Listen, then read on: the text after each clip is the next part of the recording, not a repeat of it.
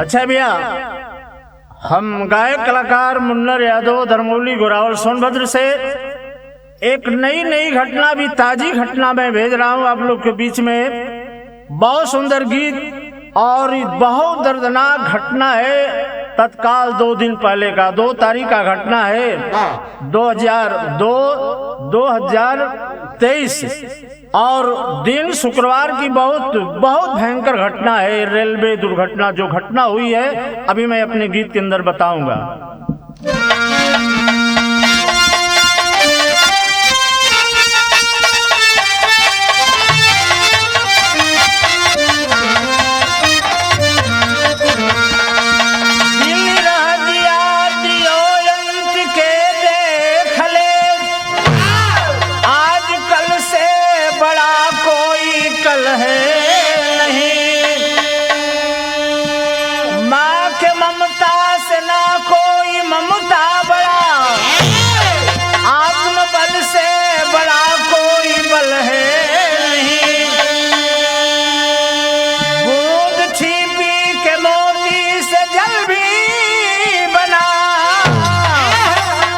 गंगा जल से बड़ा कोई जल है नहीं,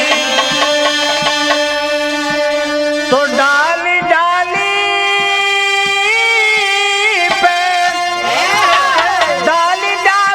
पे माली नजर फेरता,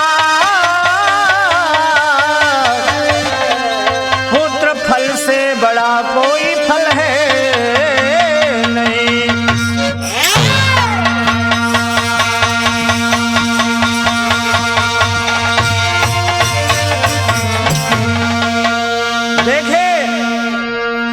इस जिंदगी बड़ी बनाने के बाद बहुत मांगन के बाद मिलती है।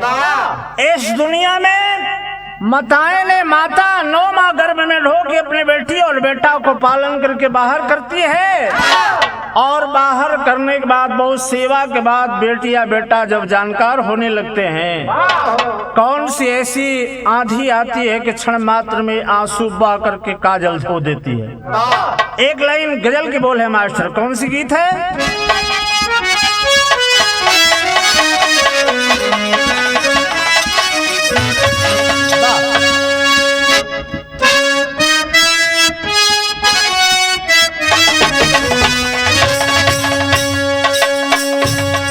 यही लाइन बा गजल की बोल बाप के दिल के अरमायासू में, और दिल के अरमायासू से बह गया।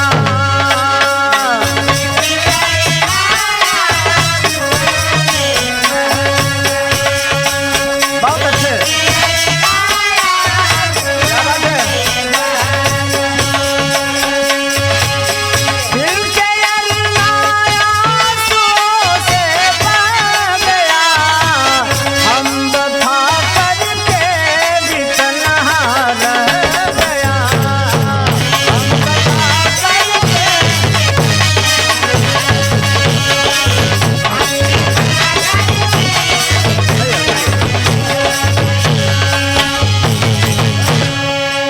बड़ी अच्छी दुख वाली आंधी जो आई है, दर्दनाक घटना हुई है।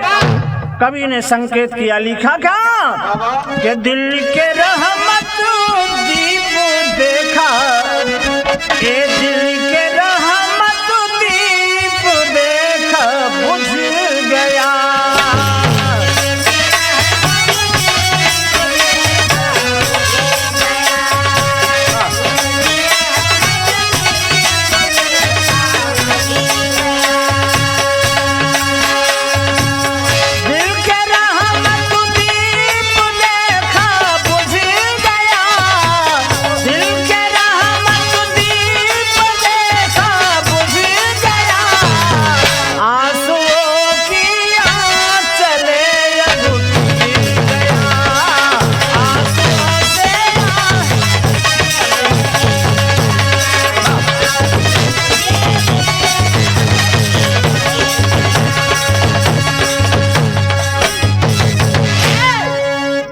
बहुत सुंदर, इतना ही अच्छा लोगों की सोच रहती है, लेकिन 5 मिनट के अंदर आंसू छलक करके पूरा समय को धो डालती है।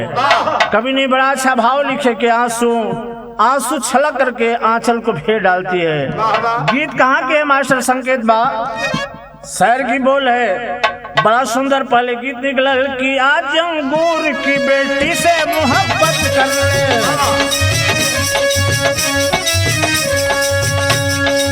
शेख साहब के नसीहत से बगावत कर ले। ये घटना उड़ीसा क्षेत्र में कैसे हुई? रेल घटना की दुर्घटना कैसे हुई? दीवाना हुस्न से दरिया को मिटा डाला है, दीवाना हुस्न से दरिया को मिटा डाला है, दिखा के लाए ऐसा दुनिया को दिखलाता है। उड़ीसा क्षेत्र में एक घटना भारी आई है, उड़ीसा क्षेत्र में एक घटना भारी आई है, रेल टकराने से दुनिया भी आग छाई है।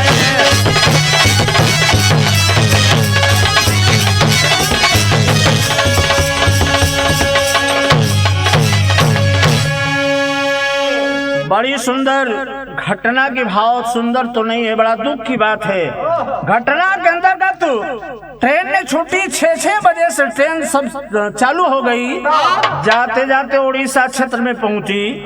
वहां जाने के बाद भैया कौन सी आंधी घेरते घेरते बादल घेरते कहां से बादल बरसना शुरू हो गया। तमाम सवारियों ने बैठा था, उसमें लिखा गया है कि मालगाड़ी आगे चलकर उड़ीसा में दूसरी लाइन पर, जहां से लाइन का क्रॉसिंग है, दो क्रॉसिंग, दो तरफ से क्रॉसिंग है, आगे चल के क्रॉसिंग है, और क्रॉसिंग पर गाड़ी जब पहुंचने लगी तो एक लाइन गीत आ गई मास्टर। कौन गीत आई?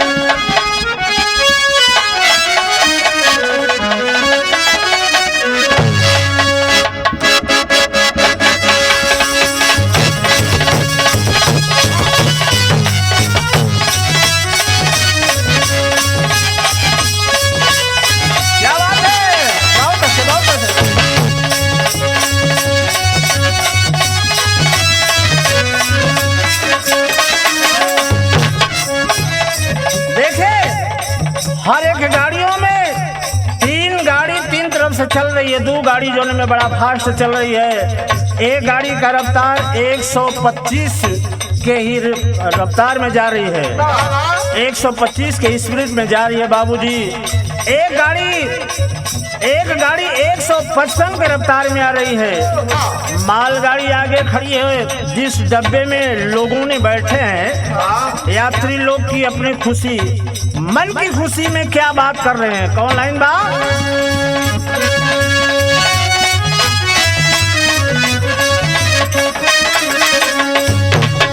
यही लाइन बा, चट चट चूड़िया फोरे लगा है, नरमी तलैया मरोड़ के, सुनिए राजा जी, हे हो मानिए राजा जी, ना तक खाटी के पाटी तोड़ के, मानी हो राजा जी।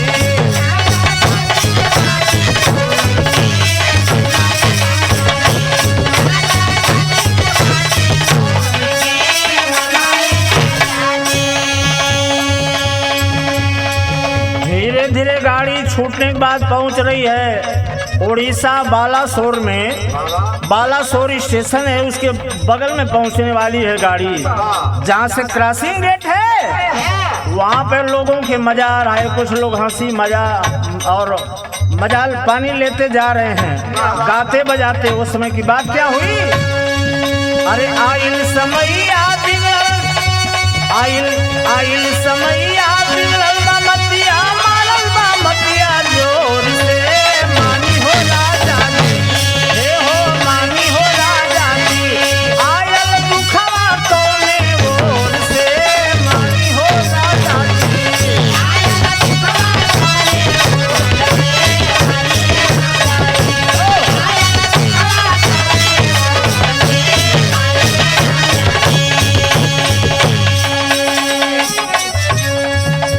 ऐसा बालासोर के सामने गाड़ी जब पहुंची क्रॉसिंग पे, वहां से लेने वाला क्रॉसिंग जो कराता है उसका दिमाग फेल हो गया। कहां से मति भ्रष्ट हो गई, क्या हुआ, आगे बढ़ने पर क्या हुआ?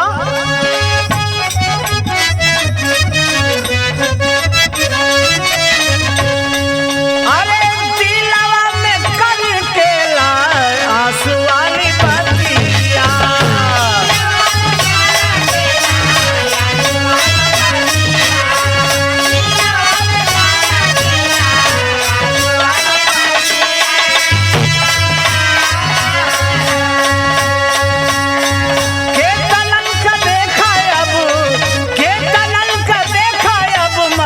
आई गई मतिया।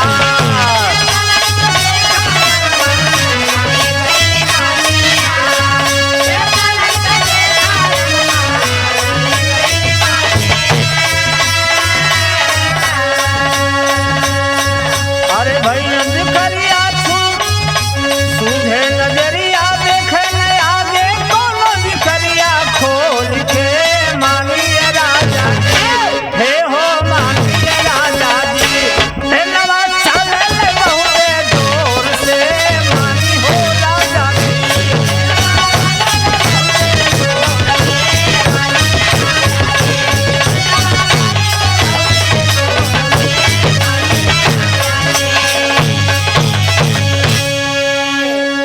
एक तरफ से हबड़ा मेल और एक तरफ से कोरस, दोनों गाड़ियों का रफ्तार, कोनो गाड़ी का 125 और एक गाड़ी हबड़ा मेल जो चल रही है उसका 155। दोनों की रफ्तार इतना तेज है, गाड़ी जा रही है, बगल में खड़ी है माल गाड़ी खड़ी है, मती ना मराई, ये लोग के समझ गए कि हमको पास मिल रहा है। आगे ये लोग का दिमाग नहीं खुला कि आगे वाली गाड़ी आ रही जिसपे माल गाड़ी खड़ी है, सबकी मति भ्रष्ट हो गई। अब मति भ्रष्ट होने के बाद भइल का के भइले टकराव देखा सूरत समानवा।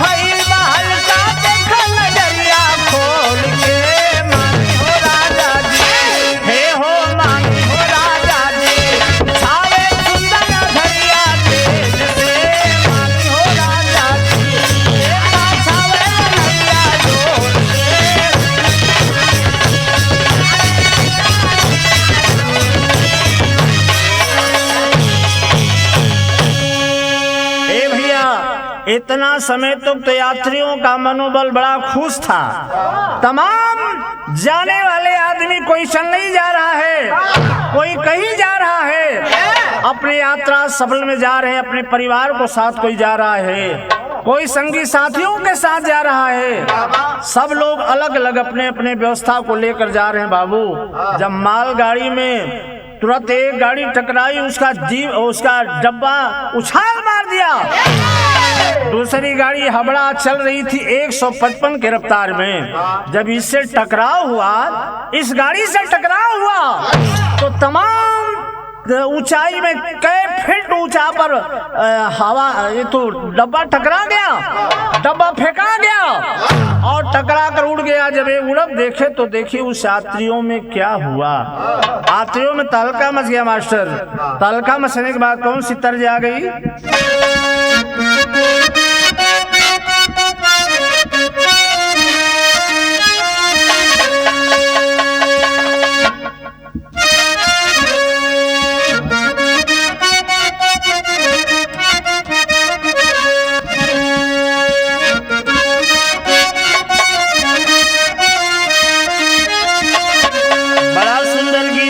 जौने के गीत के तालका हम लोग मचौले देखा जैसे घटना है जैसे करुण कहानी है।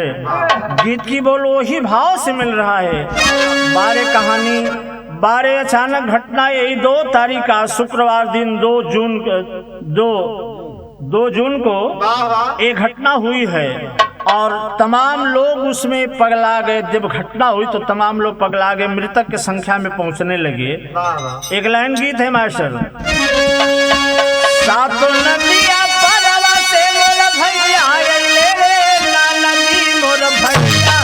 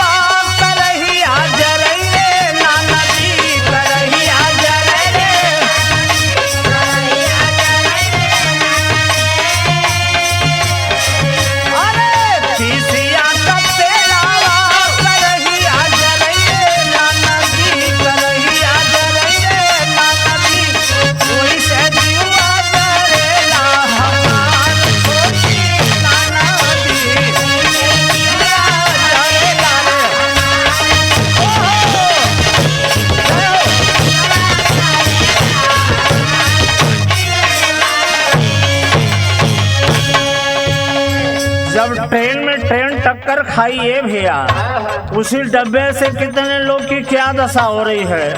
तमाम जो अपने परिवार के साथ जा रहे हैं, लड़का एक तरफ बिगा रहा है, पत्नी एक तरफ बिगा रही है और बाप एक तरफ बिगा रहा है।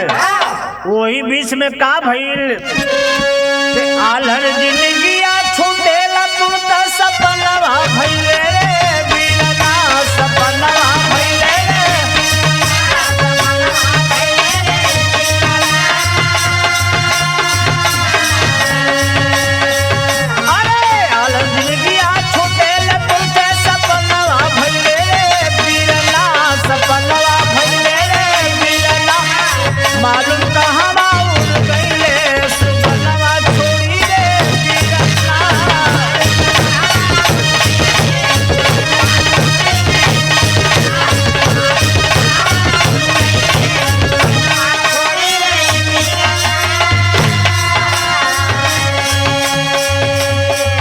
जब टक्कर खाई ट्रेन ने उछाल मार दिया। कई वर्षों कई फुट के बाद उछाल मार कर गिरी उस जमीन पर। बारे प्रभु, बचाने वाले सबको वही विधाता है, जन्म देने वाले वही विधाता है, चलाने वाले वही विधाता है। जब जमीन पर गिरने लोग कितना लोग का तुरंत प्राण छूट गया, कितना लोग तुरंत अंतिम दम तोड़ दिए। अजय बाकी बा ओकर का होत बा। घटना की हालात देख करके सभी लोग असंभव मान गए। वही उड़ीसा के बगल में जा करके भाई साहब ट्रेन क्रॉसिंग पर बालासोर पे जहाँ क्रॉसिंग हुई वहाँ टक्कर खाई। कितने संख्याओं के आवाज दम टूट गया और कितने मृतक के वासी बनकर किसी का हाथ टूटा, किसी का पैर टूटा। दुनिया छोड़कर चल दिए। चलने के बाद उसी ट्रेन में एक पत्नी अपने पति को साथ जा रही थी। उसकी दशा क्या हो रही है। उसी ट्रेन में बैठी थी जिस बिटिया का नाम रेखा के पास एक बेटा है और एक पति को लेकर जा रही थी चेन्नई में कमाने के लिए। जब ट्रेन से टकराव हुआ, उसका लड़का पता नहीं कहाँ उड़ गया, पति कहाँ उड़ गया। वो किसी लोहा में सीट के नीचे जाकर टंगी थी और जीवित बची है। जब याद आया, उनका सवेरा हुआ, लोग निकालना शुरू किए तो लड़की को याद आता है, उसी पत्नी औरत को याद आ रहा है कि हमारे पति जी कहाँ हैं, हमारे सैया कहाँ हैं, हमारे बेटा कहाँ हैं। बेटवा की यादगार में रो रही है। और याद कर रही है अपने पति का। याद कर रही है, कौन सी गीत है मास्टर?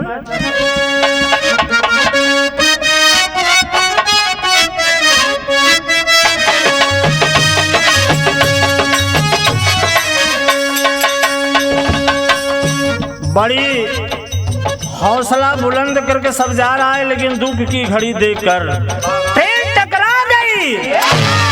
टकराने के बाद जे जहां पे पड़ा है, जो दम तोड़ दिया है, और जो जीवित है उनकी क्या हाल हो रही है। वही रेखा फंसी है, उसका बेटा नहीं लौक रहा है, पति नहीं लौक रहा है, रो रही है, रो की याद कर रही है। याद क्या कर रही है? सवेरा हो गया, याद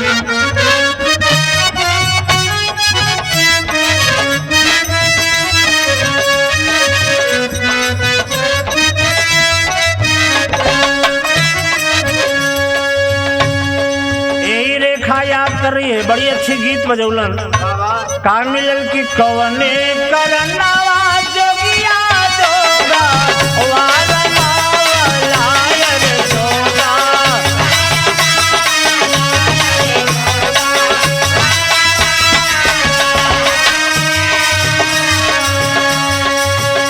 अरे कवने करनावा जोगिया जोगा वाला मावलायर जोगा वाला मावला हो। कवने करनावा भिखिया मांगेला हो राम हे राम ओ।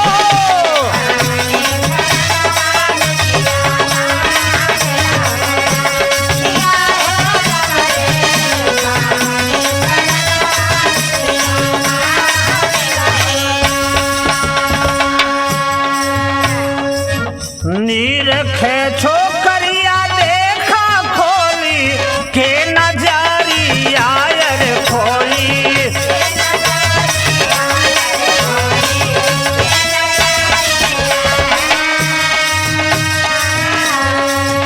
अरे नीरखे छोकरिया देखा खोली के नजरिया रे सुगना पति मोर कवने ओरी हो राम हे रामा।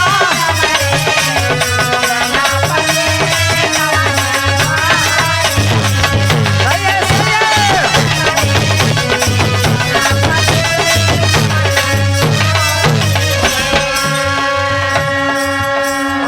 चोट लगा है, उस बिटिया को भी चोट लगा है।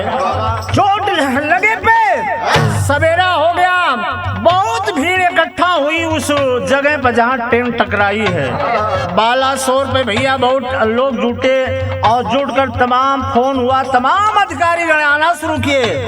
उठा कर जो जीवित हैं, जो मरे हैं, उनको भी अस्पताल भेजना शुरू किए। और बार बार उस लड़की को बेहोशी हालत में नहीं है, कुछ होश है। जब भी याद हो तो देखे कि हाय हमारा बेटा कहाँ गया। जिस बेटा का नाम प्रियांशु, जिस बेटा का नाम प्रियांशु है, प्रियांशु करके रो रही है रेखा। रो के कहे का रोवली बेचारी आंसू भरे ला नजारी आयर भरे।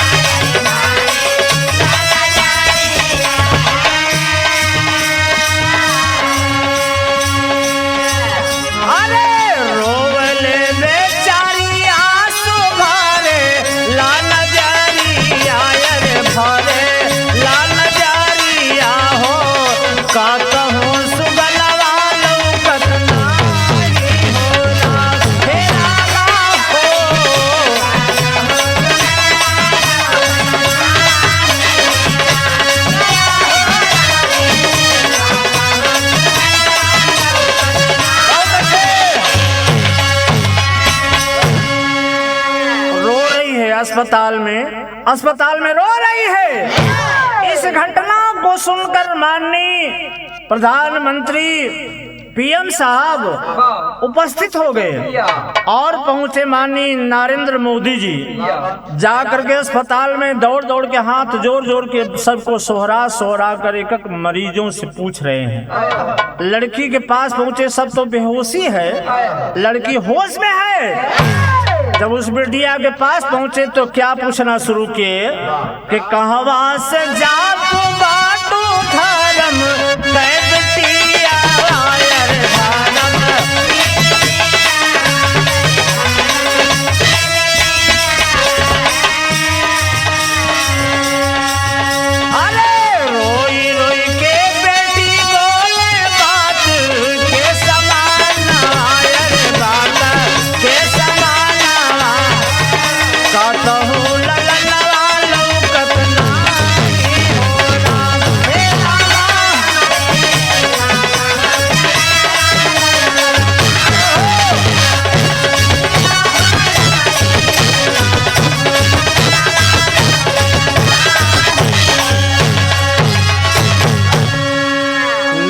मोदी जी जब पूछना शुरू किए, रो रो के पहुंची, पैर छूना चाहती है, झोंड़ी आकर गिर गई। नरेंद्र मोदी जी उठाकर पूछ रहे हैं, बेटी बताओ कहाँ तैयारी किया था, क्या हालत है तेरी, के क्यों रो रही हो, कौन कौन तेरे साथ में।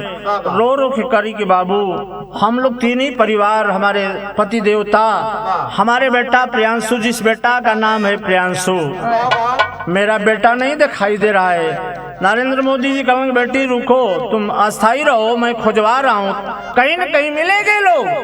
और नरेंद्र मोदी बता करके सबको संबोधित कर रहे हैं। और दुर्घटना स्थल पर 12 ट्रेन दुर्घटना 2 तारीख के बाद कौन सी आंधी आई कि बहुत लोग इस दुनिया के छोड़कर चले गए दुनिया को। और जाने के बाद भाई कुछ भी कोई जाता, लेकिन जो चीज छल गया वो कहाँ मिलेगा। आखिरी में लड़की एक बात बोल रही है, कलश का कि माया रूपी मालावा से बोले ली छोकारी आए बोले।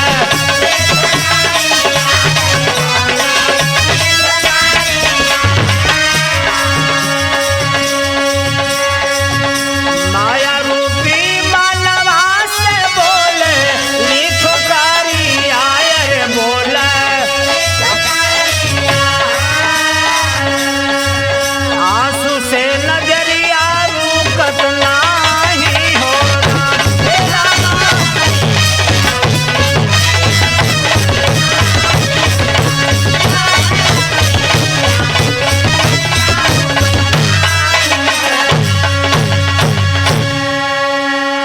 जितने लोग जा रहे हैं अस्पताल में, पूरी घायल लोग तो एकदम बेहोशी में है, लेकिन वही लड़की एक रो रही है अस्पताल में। अस्पताल में उसका रुदन देख करके देखिए दूसरी लाइन में कौन सी गीत लगी। बहुत लोग क्या सोचे,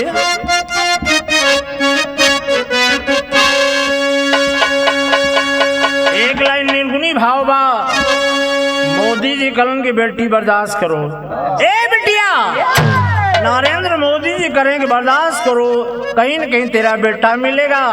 लड़की रह रह के बेहोश हो जाए, रह के होश में हो जाए।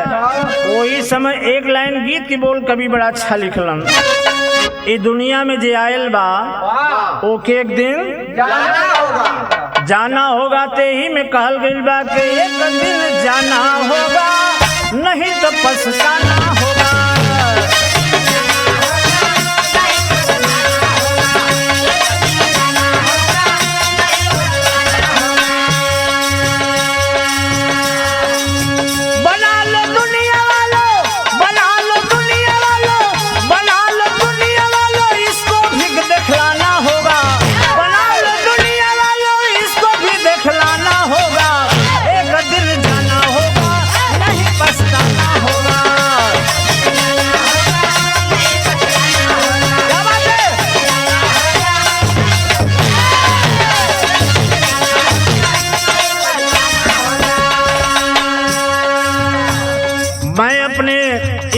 के माध्यम से जहाँ तक ये गीत पहुँच रही हुई भाई साहब, मैं दोनों हाथ जोड़कर निवेदन कर रहा हूँ कि मानो का जिंदगी बड़ी मांगन के बाद मिलती है, एक ही बना के रखा नहीं, एक दिन ये दुनिया छोड़कर चले जाएंगे, कुकुर के मौत कुत्ते के मौत से मर कर चले जाएंगे। देखिए कौन कौन बना कर जा रहा था, कहाँ तैयारी करके जा रहा था, बिचवा में कोई जाना था कि हमारा का होई, और बिचवा में घटना हो गल। घटना भइले के बाद होयल का कि दुनिया सबको दिखलाना होगा, सबको दिखलाना होगा, कुछ भी पाना होगा।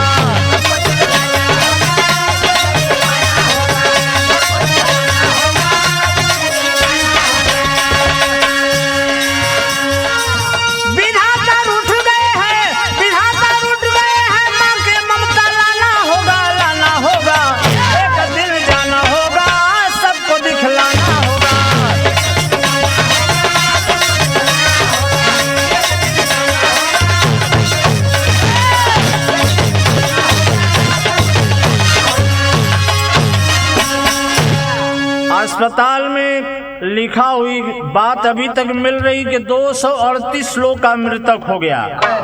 238 लोग मर चुके, तमाम लोग घायल हैं। अभी अभी उनकी एक न एक दिन सबको धीरे धीरे नंबर लगता ही जा रहा है।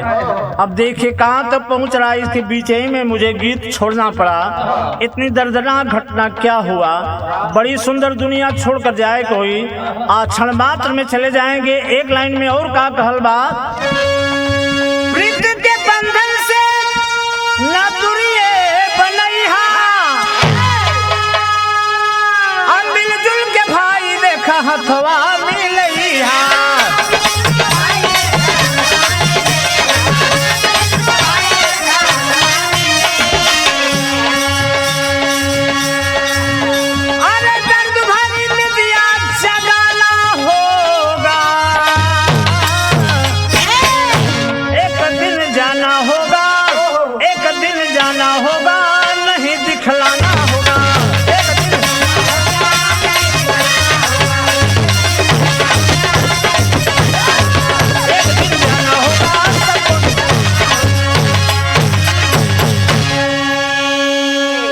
तक वही स्थान पर बालासोर मिल ट्रेन की वास्तविकता में घटना उछड़ी हुई ट्रेन पटरी पे कितनी पटरियां टूट गई है, कितने डब्बा चूर चूर हो गया।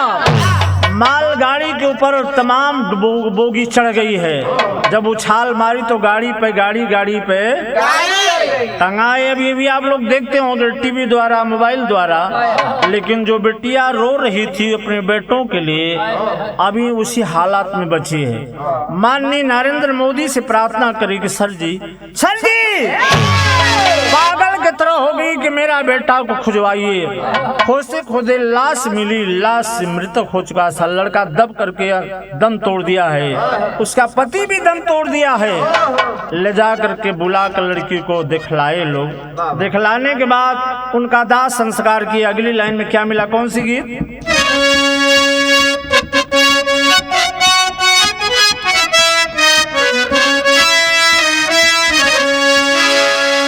एक लाइन बड़ा दर्दनाक कहानी। जितना लोग मृतक घटना में पड़े हैं, कितना लोग की शादी विवाह हुई। एक तरफ आत्मबल टूटा है, दुनिया छोड़ के जा रहे हैं। एक तरफ जिस दिन शादी विवाह गौना हुआ था, उस दिन कितनी सोहर मंगल गीत हो रही थी धूमधाम से। एक लाइन माताएं बहन गीत गाओनी, का गाओनी बेटा,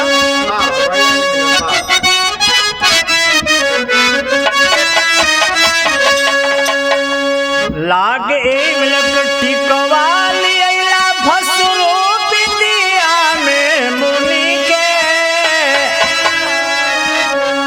अरे टिकवा लिया अरे भसुरो बिटिया में मुनि के, खोली के देखावा नात गारी देव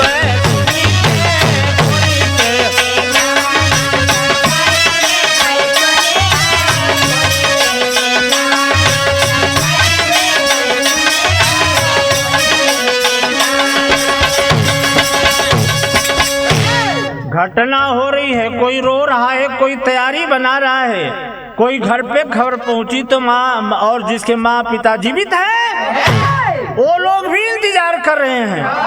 आज मर्द अपने पत्नी को छोड़कर जा रहा है बाहर, उनकी पत्नी के कानों तक आवाज पहुंची तो क्या सोच रही है कि दुनिया के पीछे आ देखा मानवा भुलाइल हो, दुनिया के पीछे अरे रोवे सारी दुनिया देखा रोवली लुगाई हो, आ गईला सजनवा अरे गईला सजनवा छोड़ के कहावा भुलाई हो।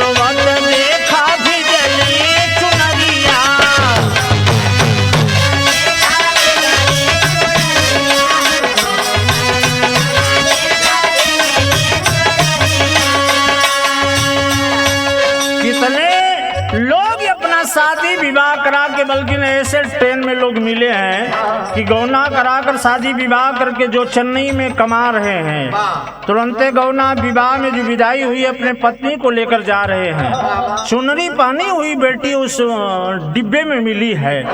देखिए दुनिया की क्या हालात है। बारी घटना, ऐसी दुर्घटना कोई समझ नहीं पाया, लेकिन हुआ कहा कि देशवा के पीछे फौजी, देशवा के पीछे फौजी पियावा उठाई हो, और में माई बाबू रो में घर के लुगाई हो, माई बाबू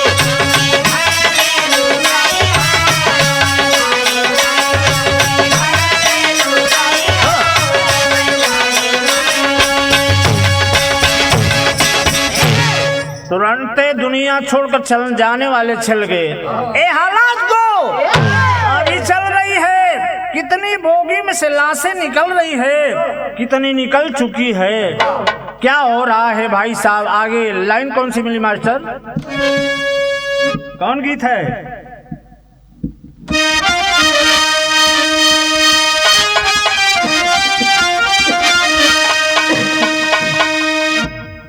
क्या है?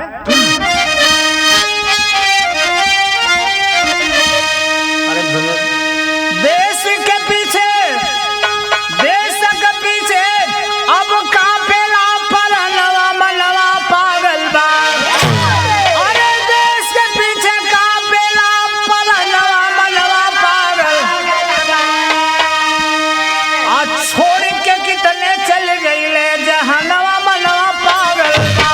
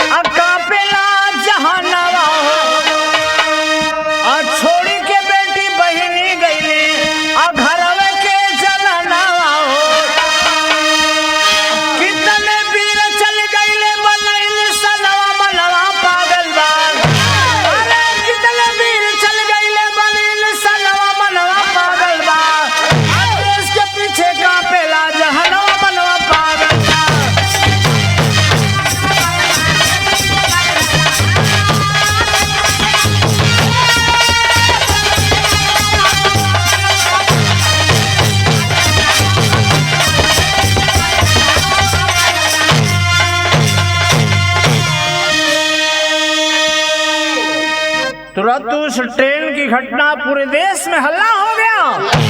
रोज मीडिया वाले पहुंच करके वहां देख रहे हैं, बात कर रहे हैं। हम कलाकारों के पास कानों तक आवाज पहुंची और इस घटना के इस रेडियो द्वारा हम लोग छोड़ रहे हैं और विश्वास है कि भाई माताएं व नौजवान साथी सुनेंगे और बड़ा सोच समझ के सबको यात्रा बनाना चाहिए। लेकिन यात्रा बनाना चाहिए क्या, इस मौत से कौन दूर भागेगा।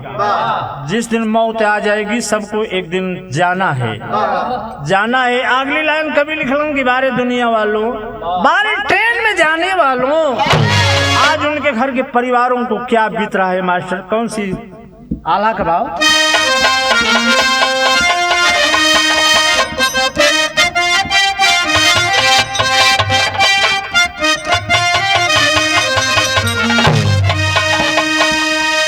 लिखा गया है कि उड़ीसा शहरिया में और उड़ीसा नगरिया में असोर मच गईले दादा। अरे रोवेला जहनवा जब नजरिया रे उठा।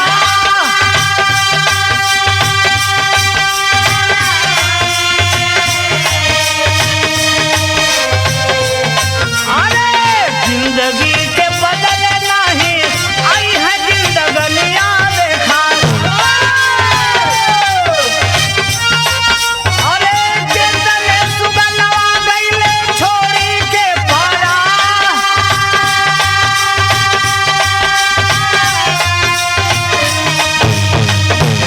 अरे देख के हलतिया पहुंचे, देख के हलतिया पहुंचे पीएम जब समनवा।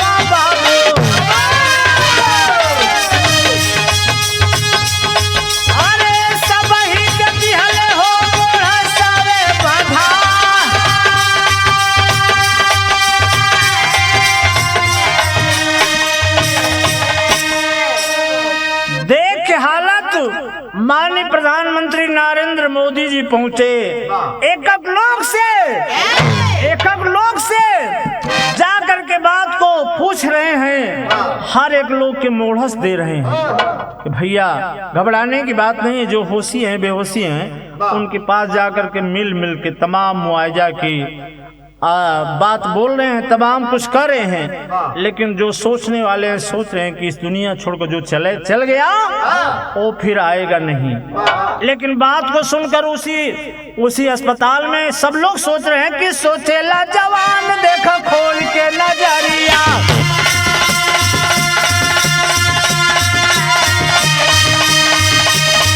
अरे सोचेला जवान देखो खोल के नजरिया।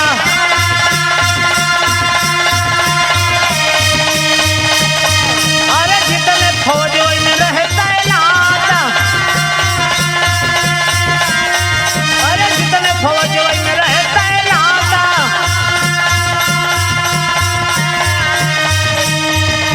कहे देशवा में हल्ला भइले ट्रेन दुर्घटना।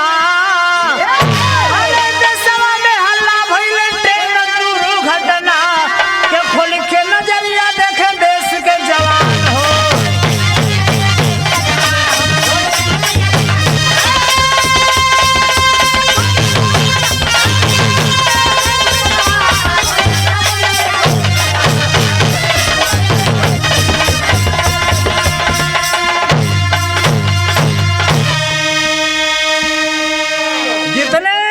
पुलिस के सिपाही नौजवान हैं, पैसी के जवान, पुलिस के जवान, हर एक लोग वहां देख रहे हैं, सोच रहे हैं। इस गाने का अंतिम संस्कार कहा गया है, निकाल कर सबको लाश को ओर लेकर चल रहे हैं दफनाने को। जो मर गए हैं, जो दुनिया छोड़कर दम तोड़कर चले गए हैं, जो बाकी हैं बहुत तेजी से ऑपरेशन हो रहा है, इलाज हो रहा है, ब्लड जिसका निकल गया है ब्लड भी चढ़ रहा है। और ऐसे ऐसे हालात है दुनिया की। ए भैया का करवा जिंदगी, लोग कहते हैं कि बने ना बनौले से बिगड़ल मूर्तिया। विधाता जो बना कर चले गए फिर उसको बना नहीं सकेगा कोई। हाथ पैर टूटा है, सब उसी जेल में पड़े हैं। आखिरी लाइन में बता रहा हूँ कि देखा होता है वही जो विधाता लिखे हैं। क्या होता है बेटा? बाप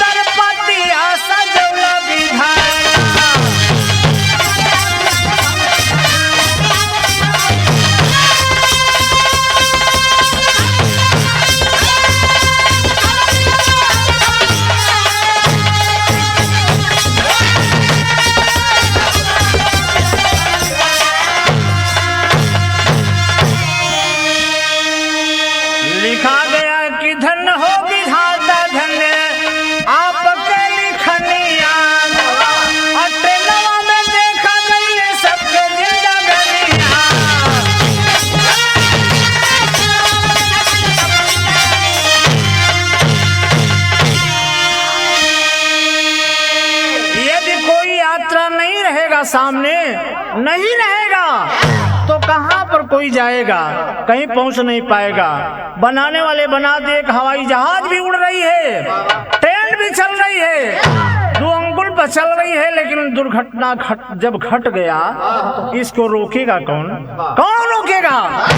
यही बात के हो तो बाटे तेरा देखा होला नयन ढेर हो, अरे विधना से लागल बाटे जेकरा के डोर हो।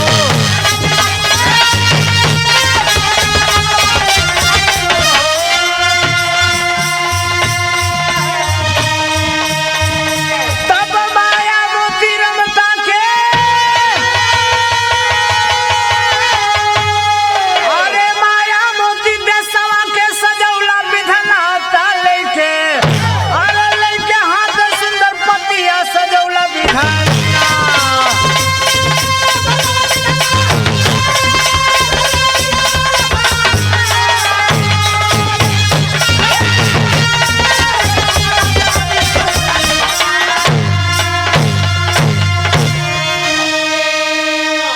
बड़ी सुंदर घटना, ये सुंदर नहीं बड़ी दुख की घटना है। बहुत लोग कुछ भी सोच रहे हैं, बड़ी दुख की घटना 2002 तारीख को, 2 जून को और 2023 को एक नया घटना जा रही है हमारे स्टूडियो संतोष के देख रेख में। आप भाई लोग सुनकर पसंद करेंगे, इसको जरूरी सुने ध्यान से। आखिरी लाइन आ गया कि गुरु स्वामी गुरु कहे बिहारी धन धन हो करता।